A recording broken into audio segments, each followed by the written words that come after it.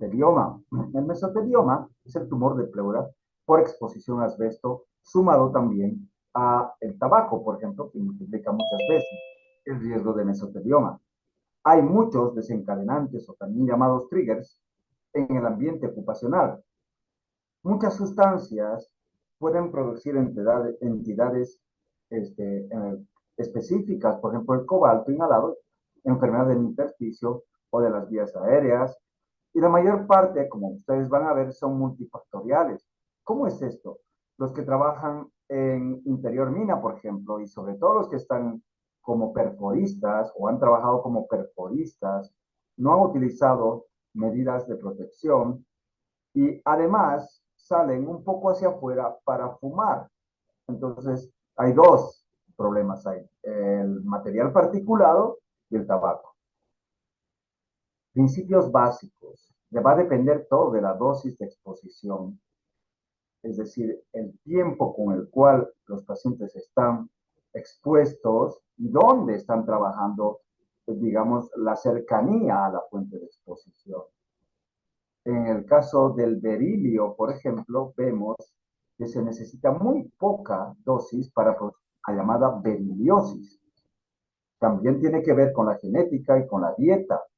Se habla ahora de dietas antioxidantes. Eso es importante para poder mitigar un poco, no solamente los contaminantes acá en las ciudades, sino también en las industrias.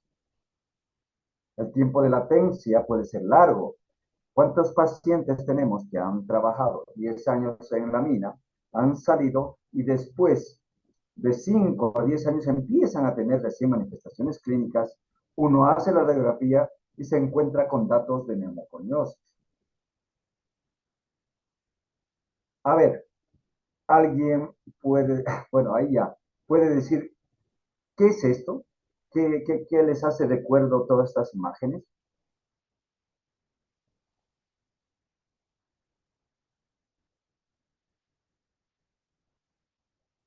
Del atentado del 11 de septiembre.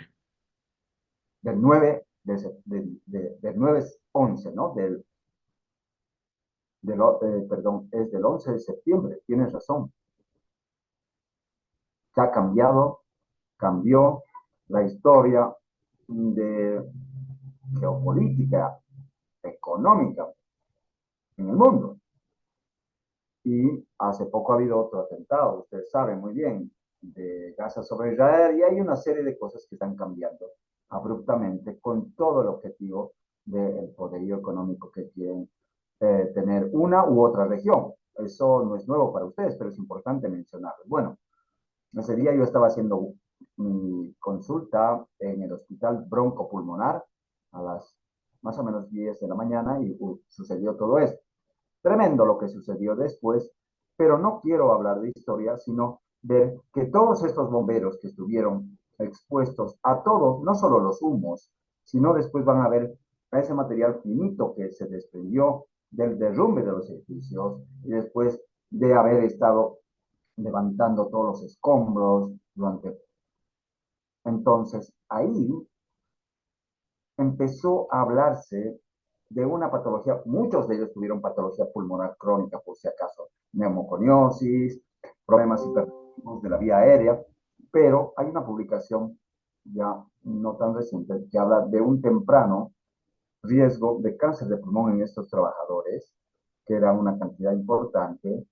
De los 9.853 bomberos, dividieron los que trabajaron, estuvieron expuestos a este World Trade Center y todo el recojo de escombros, todo lo que significó la parte de asistencia inmediata, versus los que no trabajaron. Y se vio un pequeño, moderado incremento del riesgo de cáncer, pero no de pulmón, de otros órganos, no solamente del pulmón, y que este estudio observacional tenía que seguir todavía en curso.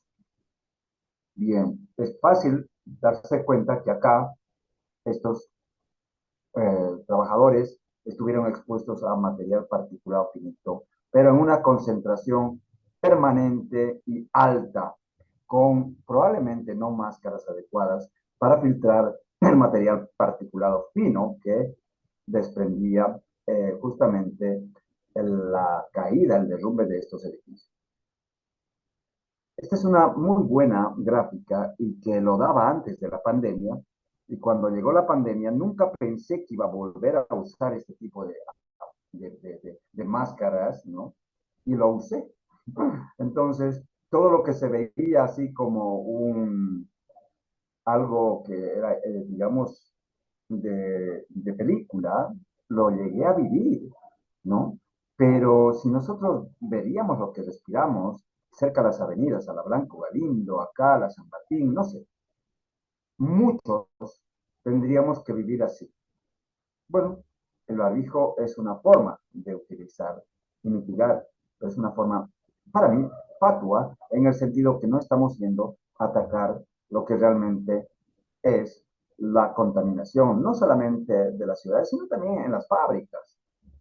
La respuesta del pulmón, de las vías respiratorias, va a depender de acuerdo a la sustancia inhalada, forma, tamaño, distribución del humo o polvo, concentración de las partículas, naturaleza química, solubilidad o no solubilidad de gases o vapores, mecanismos de depuración de las partículas. Una persona que tiene alcoholismo o fuma o vapea no va a poder limpiar habitualmente la gran cantidad de partículas que están respirando permanentemente. Y si ustedes han sido observadores en esta última semana, ha cambiado un poco la temperatura. Bueno, la diferencial está alta, pero me refiero un poco a la humedad y ha empezado a verse un smog de la ciudad. Y eso ha traído a muchos problemas que parecen ser resfríos, en realidad son rinitis inflamatorias por exposición a todos estos gases y polvos, que bueno, podríamos verlo. Duración de la exposición, susceptibilidad individual. Entonces tenemos estos cuatro propiedades de lo que vamos a respirar: intensidad, susceptibilidad individual y duración. A ver, el material particulado PM10 micras puede ingresar a la vía respiratoria, pero queda atrapado en generalmente la vía aérea superior.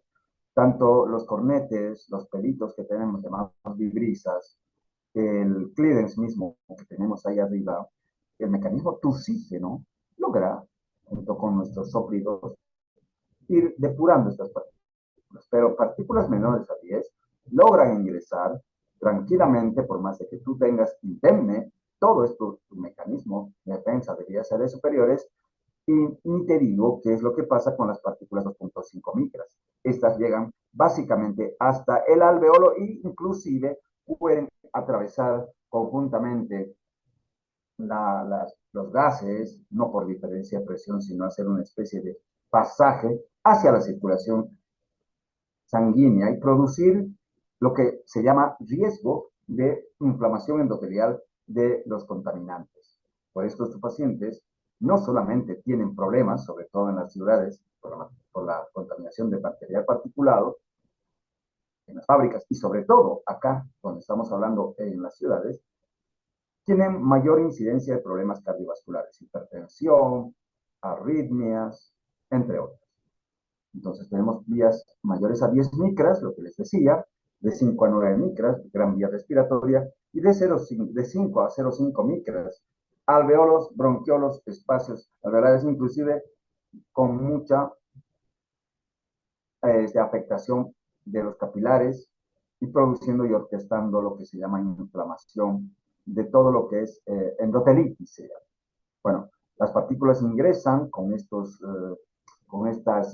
mecanismos de impacto inercial, sedimentación de algunas partículas que lo hacen más allá de las vías aéreas principales, y algunas llegan a difundir, se van por difusión hasta el verdadero espacio alveolar. Pregunto, ¿se están viendo bien las imágenes? Sí, doctor. Gracias. Entonces, estas no son visibles pues al ojo humano. Imagínense, estas para menos de 10 micras no las vemos. No las vemos, chicos, ¿no? Y para colmo de males, nuestro sistema de clearance mucociliar es capaz de tolerar la cantidad de 500 a 1000 partículas por centímetro cúbico de aire. No más. Y eso con esta capa de sol y gel del mucus, que a través del clearance mucociliar vamos batiendo de adentro de las profundidades hacia afuera, haciendo que tengamos una plenita que no las deglutimos y no es perceptible, pero que van a ver estos días donde hay alta contaminación. Y ni les digo de las personas que trabajan en la construcción, por ejemplo, van a empezar a tener temas más frecuentemente, se van a volver prácticamente por definición bronquíticos crónicos. Bueno, chicos, si además nuestro sistema de clearance mucociliar está ocupado en aclarar las impurezas por este batimiento de este moco y vienen más partículas que estas todavía en la atmósfera. ¿Será suficiente? No. Vamos a tener síntomas de expectoración, tos y, para colmo de males, se ha asociado la contaminación atmosférica con incremento de los virus de la temporada, influenza y otros virus, porque tenemos distraído a nuestro sistema de defensa más importante en limpiar las impurezas del aire atmósfero y ahí aprovechan los virus para ingresar. Ingresan inclusive pegados a los contaminantes, o sea, vehiculizados por los contaminantes, llegan a los espacios alveolares. La clasificación etiológica de las enfermedades profesionales podemos hacerlas por polvos inorgánicos, polvos orgánicos, vapores y emanaciones. A ver, polvos inorgánicos, ¿cuáles son? Sílice, carbón, asbesto, hierro, berilio, calcio, estaño, talco, aluminio, sílice. Y esto va a producir su enfermedad correspondiente. De sílice, silicosis. De carbón, antracosis. De asbesto, asbestosis o amiantosis, que también se llama así, y así sucesivamente. Entonces, hay otro tipo de polvos que llamamos duros, como el cobalto, el titanio, el tungsteno, que también pueden producir con menos frecuencia neumoconiosis. ¿Qué quiere decir neumoconiosis? Neumo es pulmón, coniosis es polvo, material particulado, polvo dentro del pulmón. Tenemos polvos orgánicos también, como por ejemplo la enfermedad de ricinosis del algodón, bagasosis del polillo de la caña de azúcar y el llamado pulmón de granjero, que ya vamos a ver que viene por un desecho de las aves que produce un antígeno. Como un antígeno produce una neumonitis, se llama por hipersensibilidad. Por ejemplo, aquí están recogiendo caña de azúcar y estos trabajadores, mientras están más expuestos, pueden desarrollar la llamada vagasosis. Y aquí, trabajadores del algodón van a producir, con nuestro barbijito sencillo, muchos de ellos van a producir bisinosis. Es importante tener entonces como lo hemos hablado, un barbijo, tricapa idealmente, pero ya van a ver ustedes que hay mejores medidas que un solo barbijo, por ejemplo, tricapa. Vapores y emanaciones. ¿Cuáles podrían ser?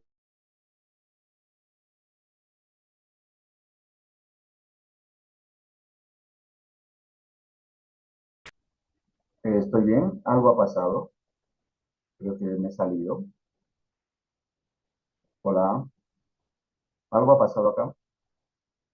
Se desconectó temporalmente, doctor. Ya, voy a volver a presentar. Perdón, chicos. Ya. ¿Me dicen si se está viendo para continuar? Sí se ve. Ya.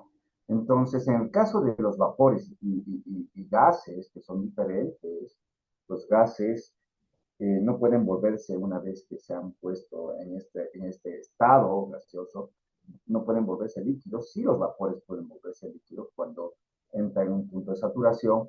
Los gases hidrosolubles, más hidrosolubles, como el cloro, amoníaco, dióxido de azufre, que es parte de los contaminantes, y cloruro de hidrógeno, se disuelven en las vías aéreas causando mayormente un proceso irritativo de la vía aérea superior.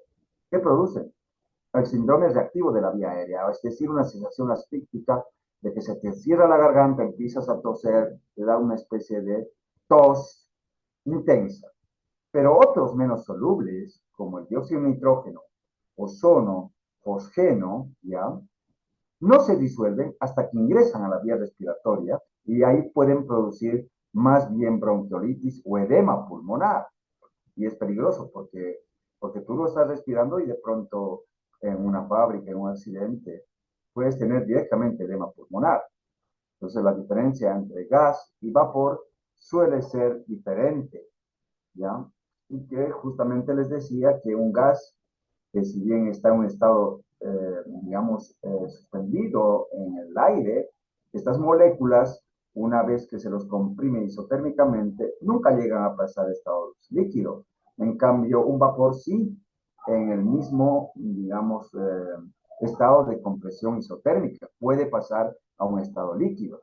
El amoníaco, que se utiliza sobre todo en fertilizantes, y hay otras fábricas más que ya lo vamos a decir, a alimentos para animales, en branqueadores en pequeña cantidad, en el uso doméstico, aquí vemos la industria agrícola, la manufactura de plásticos, fertilizantes, refrigeración y en mínima proporción los limpiadores caseros pueden producir en una alta solubilidad y pueden producir una verdadera quemadura en ojos, en piel, etcétera, pero sobre todo en vía aérea superior, produciendo, si es que pasa a las vías respiratorias superiores, una bronquitis, una neumonitis peribronquial, no edema pulmonar, una neumonitis intersticial.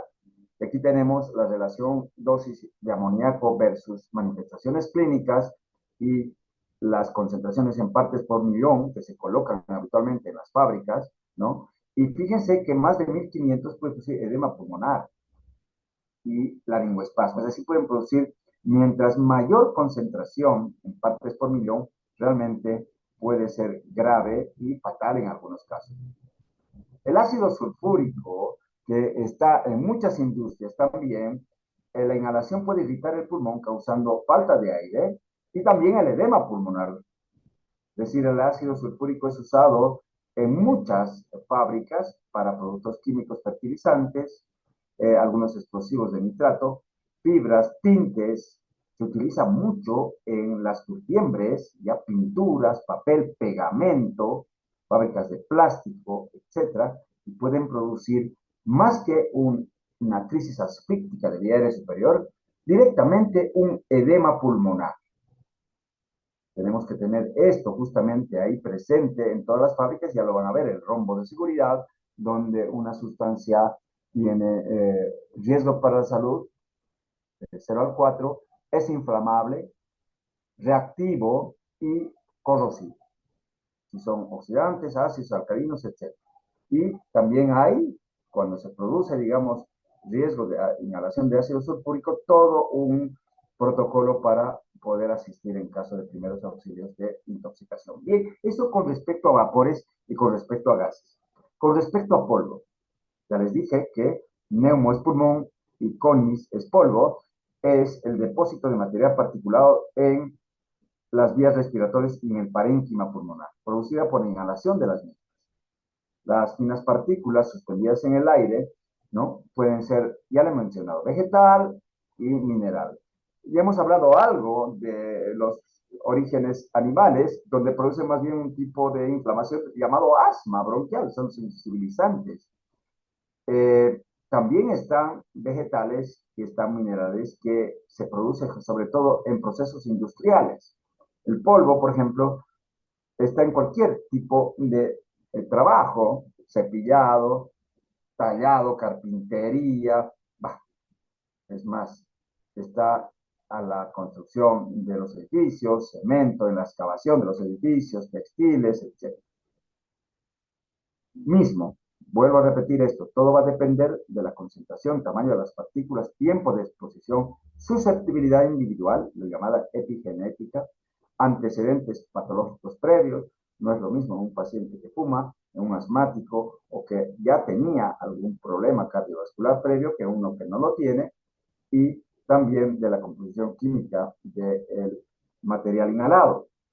Tres factores como en las infecciones, ¿no?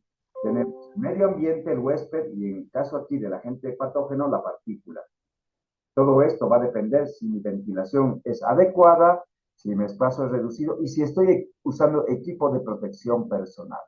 Hablando de la silicosis, que no es propio de la mina, es la inhalación de cristales de dióxido de silicio, y fíjense ustedes que es el segundo elemento de la naturaleza más presente en la corteza terrestre.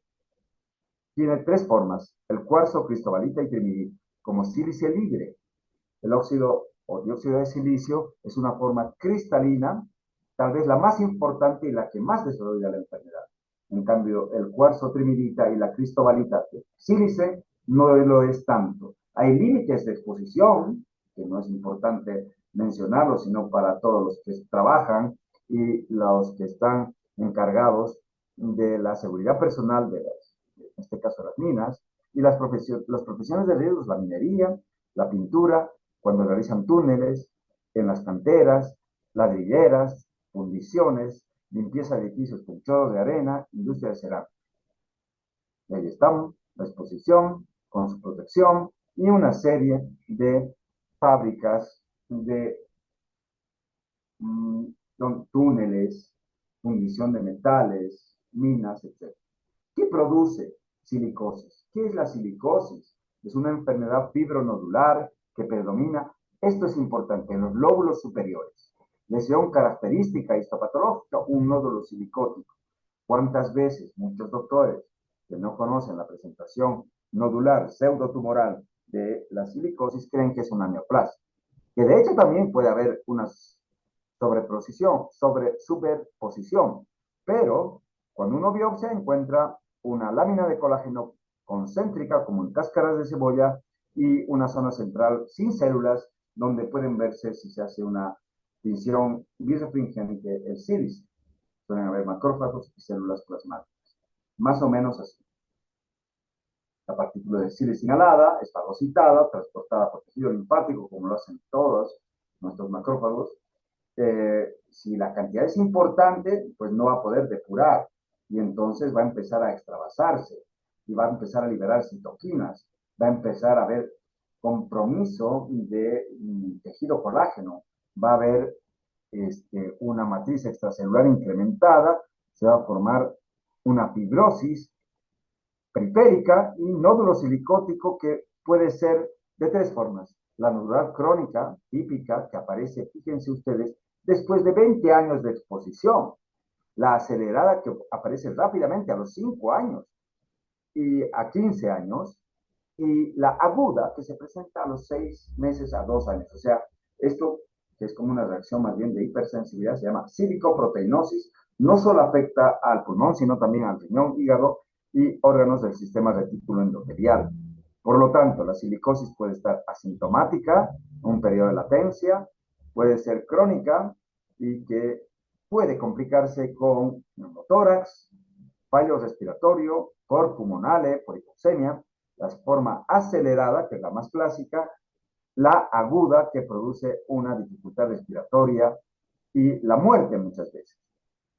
A ver, los pacientes con silicosis, un cuarto de ellos se asocia a silicotuberculosis, a tuberculosis. ¿Por qué? Porque disminuyen los mecanismos de defensa. 10% se asocia a enfermedades de tipo colágeno, lupus y artritis reumatoidea. Esta enfermedad de nódulos silicóticos más artritis reumatoidea se llama nódulos de Kaplan o síndrome de Kaplan. 5% se van a ver en las imágenes. Cáscara de huevo, eggshell, es decir, una calcificación periférica de los ganglios que suelen estar no solo en el ilio mediastino, sino también los nódulos a nivel de los lóbulos superiores del pulmón.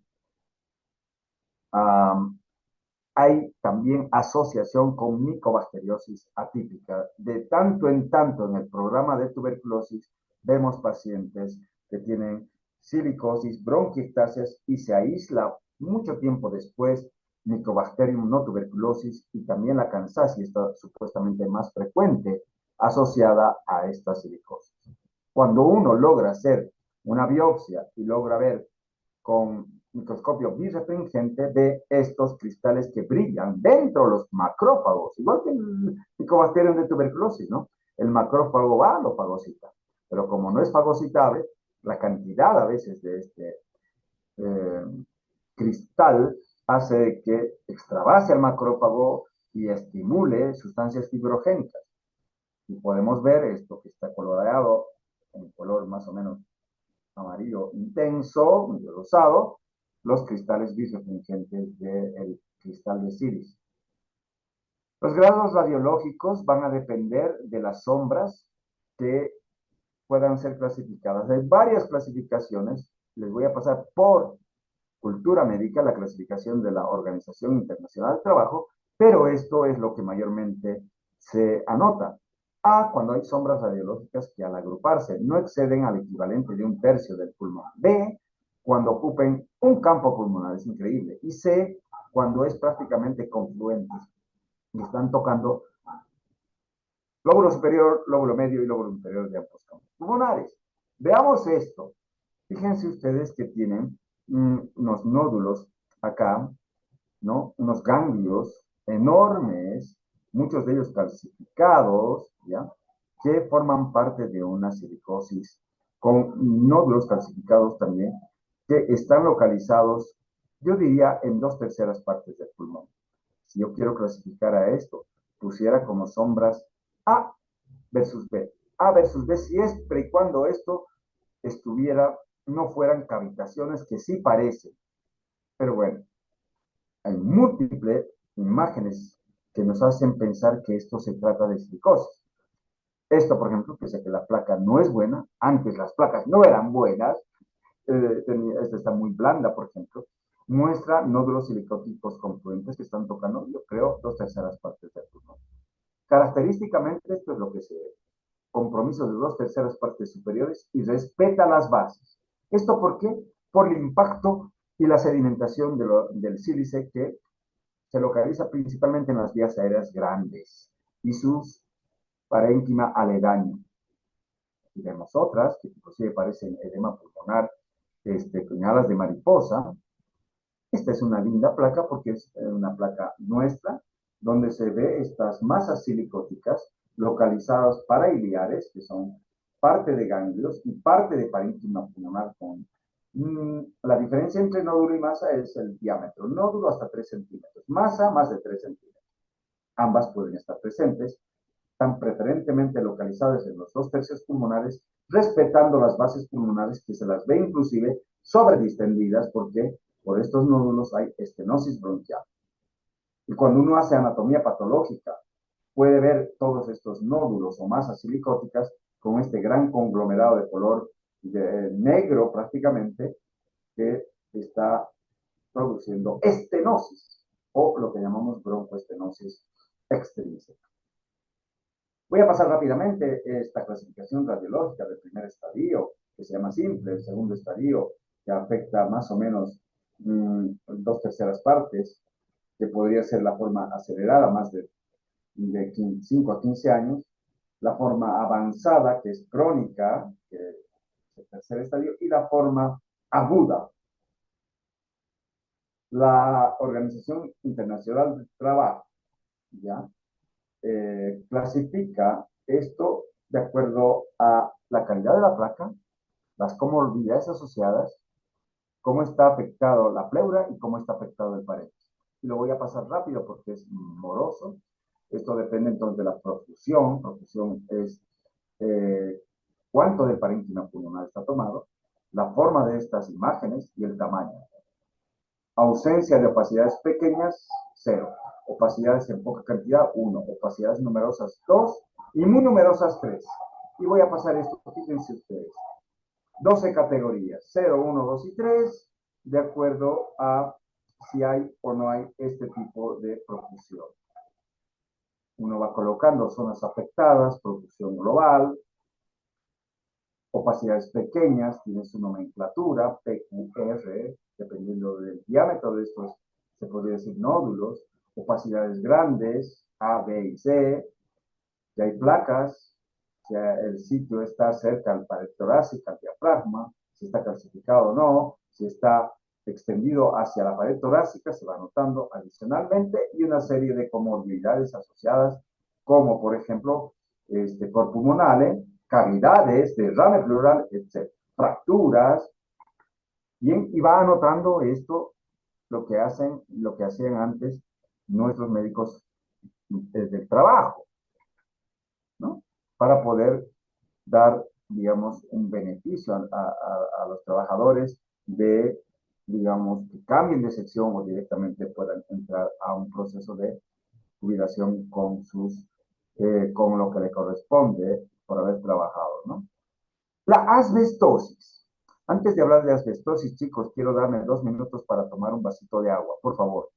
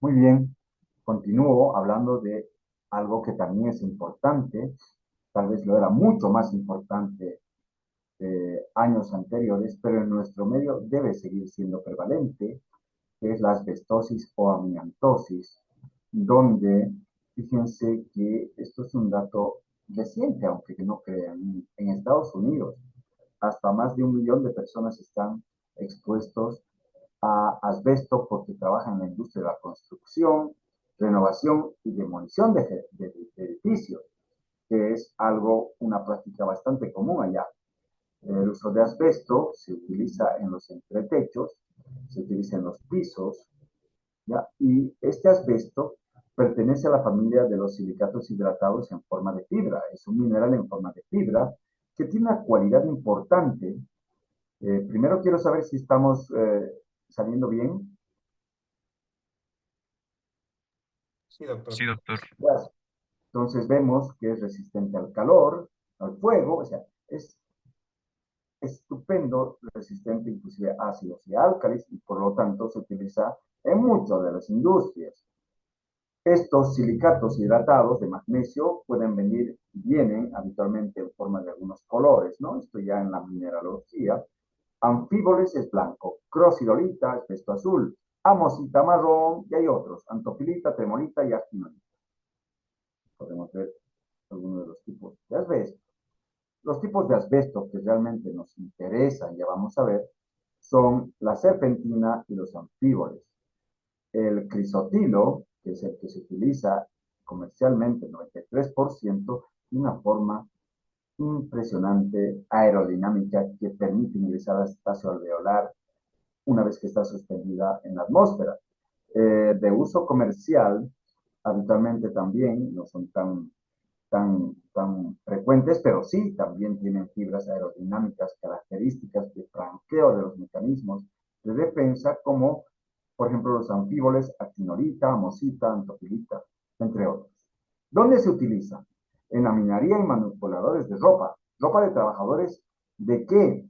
De los trabajadores que usan este aislante térmico, por ejemplo, se utilizaba mucho en los bomberos, se utiliza mucho en los que trabajaban en los puertos, trabajando en cabinas de avión. Las cabinas de los aviones otrora estaban hechas, tienen un muy buen aislante de todo, sobre todo térmico, tenía un revestimiento y dentro de su interior asbesto.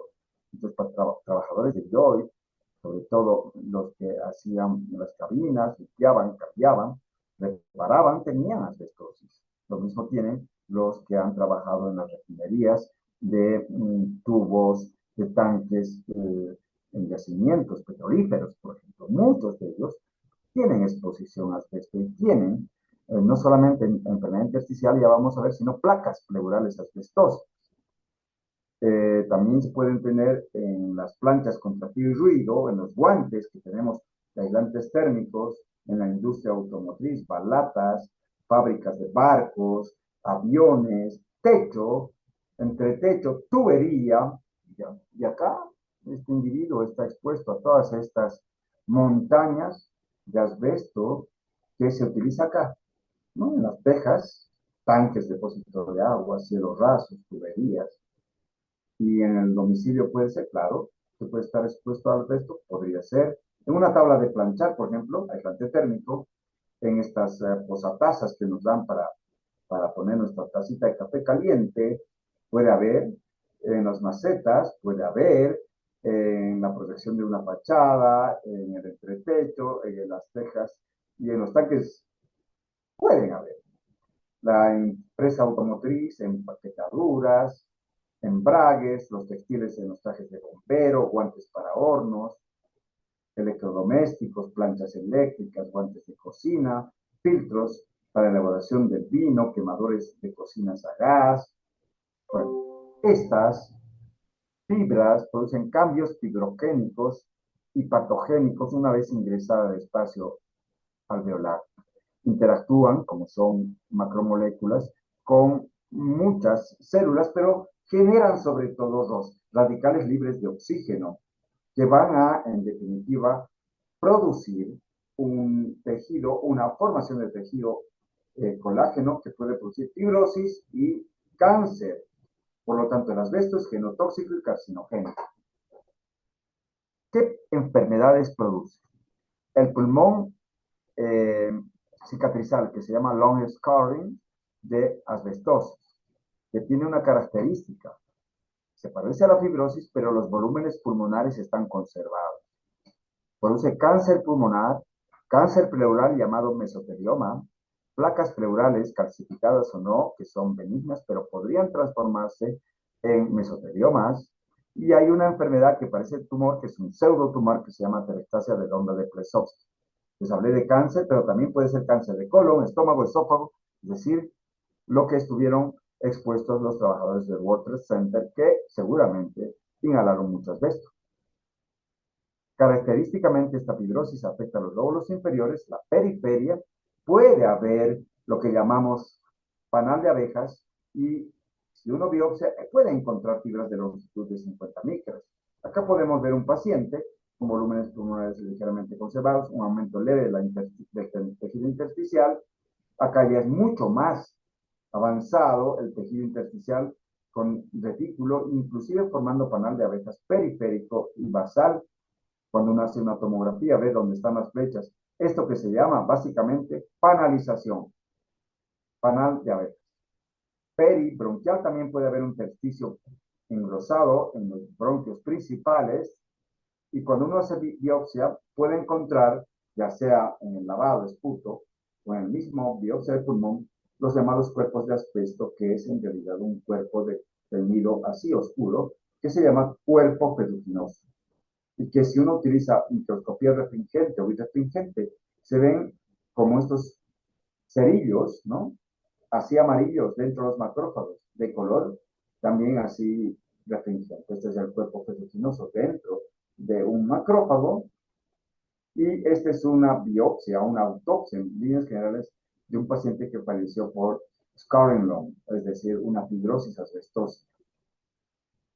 Las placas pleurales, se puede ver esto que está aquí con la flecha, que es el signo de la vela derretida. Es como que si hubiera algo que estuviera chorreando por delante. Son unas tejido vertical inclusive, que no, ¿qué es esto? Parece hasta un artefacto, y al otro lado también se ve, pero cuando uno hace una tomografía, también se puede ver periféricamente estas imágenes que parecen continuidad de la clasificación de los cartílagos condrocostales, y no es nada más que la superposición en una placa de tórax PA de esto que son placas pleurales calcificadas.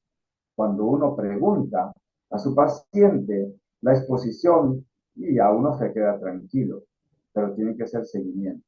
Las placas pleurales calcificadas muy pocas veces pueden transformarse en mesotelioma. Esta tomografía está cortada, pero hacia abajo se ven una especie de nódulos, inclusive broncograma aéreos en un paciente. Acá se ve mejor, que tienen como un pedículo acá, que están localizados en lóbulos inferiores, parecen torcidos, y cuando uno hace biopsia, yo tuve, digamos que tiene un caso muy importante en un trabajador de aéreo, que estuvo expuesto a esto cuando trabajaba en la reparación de las cabinas, y que parecía tumor, porque además fumaba. Lo que tenía era telectasia redonda, se llama, y tiene su apellido de Bresovsky. Pero lo que más nos preocupa es el mesotelioma pleural. El mesotelioma pleural son verdaderos tumores de la pleura unilateral, que son mamelones, que es cáncer de pleura, que tiene muy mala evolución, es invasivo, su incidencia ha aumentado, ¿ya? Y tiene un periodo de latencia con la exposición largo, más de 30 años habitualmente. Esto es importante saber para los que trabajan, y los, digamos, supervisores de este tipo de fábricas, donde hay un nivel de exposición permisible, ¿ya? Y hay que tratar de, cuando el paciente o el trabajador está expuesto a esto, no tratar de que ya el paciente no trabaje en esta área, en este área. Entonces, cuando hablamos de cáncer ocupacional, tenemos que hablar que hay sustancias carcinogénicas. Aparte del asbesto, el arsénico, el bisclorometiléter, el cadmio, el cromo, el sílice cristalino también puede producir, la mostaza, el gas mostaza, níquel, el gas radón. Esto del gas radón es importante. ¿Por qué? ¿Dónde está? Se presenta habitualmente en las grandes excavaciones. ¿Cómo es esto? Ustedes han visto la cantidad de edificios y mega edificios que tenemos en la ciudad y en muchas otras ciudades. Pues todos estos trabajadores tienen una exposición, los que trabajan con la retroexcavadora, en gas radón, por si acaso. Entonces, eso es importante para prevenir a estos trabajadores, no solo de la coniosis, sino también del cáncer ocupacional. Cáncer ocupacional y asbesto está relacionado, fíjense en este riesgo muy interesante, en este cuadro, donde uno que no está expuesto tiene un riesgo no cero, pero si está expuesto al asbesto, tiene 5 veces más de tener, digamos, cáncer pulmonar que la población en general. Si además de estar expuesto, fuma, tiene 10 veces más. Es decir, si fuma tiene 10 veces más de hacer cáncer, ¿no? Pero si tiene asbesto, exposición a asbesto y fuma, tiene 50 por 90 más riesgo de tener cáncer de tipo pulmonar y también mesotelioma. Por lo tanto, la Organización Mundial de la Salud ha proclamado la prohibición absoluta del uso de asbesto. 40 países en el mundo no la usan. Habrá que preguntarnos, porque es un misterio toda nuestra patria, si estamos usando en las tejas de fibrocemento, si estamos utilizando en los tanques, si estamos usando en nuestras cabinas, etcétera, etcétera, etcétera. El diagnóstico, criterios mayores, historia, tiempo de latencia, imágenes. Criterios menores, si en la espirometría hay restricción, si hay acropaquias y si tiene crepitantes. Bien, los 10 últimos minutos me va a tocar hablar de neumonitis por hipersensibilidad. ¿Por qué toco esto? Porque son sustancias de tipo biológica que producen enfermedad en trabajadores, sobre todo de la avicultura. La alveolitis alérgica extrínseca, o también llamada pulmón de granjero, o también llamada neumonitis por hipersensibilidad, tiene un cuadro definido clínico imagenológico que puede ir, es muy variable y puede ir hasta la fibrosis pulmonar avanzada. Es una respuesta inmunológica a antígenos orgánicos de bajo peso. Características: la exposición repetida a los antígenos orgánicos, muy pocas veces químicos, y en la biopsia, la localización de granulomas, ¿no? Mal formados, ¿ya? Con un, digamos, se puede decir, compromiso intersticial alrededor del bronquiolo, obstrucción de los bronquiolos, obliterante y granuloma. Esto es la característica de la histopatología. Estas son sus sinonimias. Criador de aves. Ojo, muchos pacientes acá hemos recibido de CRISA, donde se cría pichones, y acá también se cría pichones. Entonces, estas son neumonitis por hipersensibilidad, hemos visto en todas sus fases. Pulmón del renovador de bañeras, o del que limpia las piscinas, recolector de hongos, pulmón de resina epóxica, pulmón de trabajador de malta, agricultor, etc. Esto es para mostrar que no tiene nada, bueno, acá sí, están cambiando el techo y en estos techos muchas veces hay deposición de heces de palomas, ¿no? Ahí van las palomas y estos trabajadores, menos mal que están con su equipo de protección, están en riesgo. Se me ha trancado. Ya. Ahora sí. Y los criadores de aves, ni se lo diga a los que trabajan en avícolas. Entonces hay tres formas: una aguda, también llamada linfocitaria; la subaguda, que ya se ve en la formación de granulomas, ¿no? Y la crónica, que hay fibrosis. En la subaguda hay los granulomas, hay una peribronquiolitis y bronquiolitis. Y los síntomas difieren. La aguda parece una neumonía, ¿no? Parece una neumonía. La crónica, aparte de los síntomas, hay síntomas generales: pérdida del apetito, pérdida de peso, tos productiva y disnea. La tomografía es importante. Aquí vemos micronódulos difusos bilaterales con componente intersticial peribronquiolar. Acá ya es una forma fibrótica avanzada con panal de abejas, que esta fibrosis se localiza preferentemente en lóbulos superiores. Acá tenemos un patrón en mosaico, pero tiene vidrio descurrido, o esto lo vamos a ver el lunes, ground glass opacity, y tiene nódulos. Cuando veas esto, siempre pregunta en su oficio. Acá igual, micronódulos que están haciendo confluencia. Acá hay una forma mixta, en realidad intersticio, que está en parches, peribronquial, central, que van a producir muchos síntomas respiratorios, y si esto avanza o sigue el paciente, ya no es tratable, sino que ya entra en la fase de tipo fibrosis. En la biopsia, cuando hacemos por broncoscopia, encontramos esto, ¿no? Compromiso centrolobular peribronquial, bronquiolitis, muchas veces obliterante, y granulomas, que ya les he dicho son habitualmente acelulares. Ahí están la formación de granulomas. La prevención de todas estas enfermedades es la clave, por lo que tenemos que ir de menos a más, donde controlamos la exposición, vemos hasta dónde es aceptable, tenemos que ver cómo está nuestro lugar de trabajo y luego hacer un control a nuestros trabajadores periódicamente. Pues bien, me despido con Starbider, que es justamente una réplica a lo que hemos...